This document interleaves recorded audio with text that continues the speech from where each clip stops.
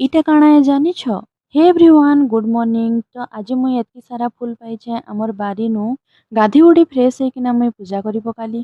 तार परे मुई करिथिली ब्रेकफास्ट मोर थिला काकेर आउ पपेया। आजिर ब्रेकफास्ट तो हे गला। एते सारा एक्स्ट्रा पॉलिथिन कांजी रखिछे कहूछ?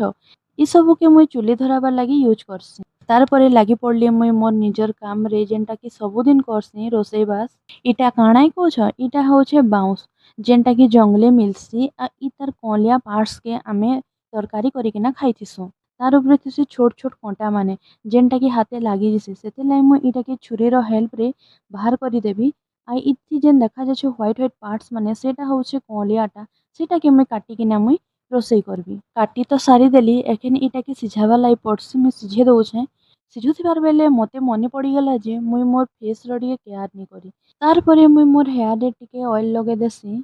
बहुत दिन हो जाइथिसी जे मुई मोर फेस के केयर नी करिथिसी सेतिले मुई जाटा पाइसी मोर फेस रे छाबी देसी। मने पड़सी जे मुई करडी के सिझेइथिली से तार परे सेटा के टिके तेल रे भाजी देसी आ मसला कसी देसी। हे गला मोर खाना रेडी। इटा होची मोर आजिर लंच। आउ राती डिनर रे मुई बनेइथिली रोटी काकेर आ तार संगे किछि चना मसला। Bye bye.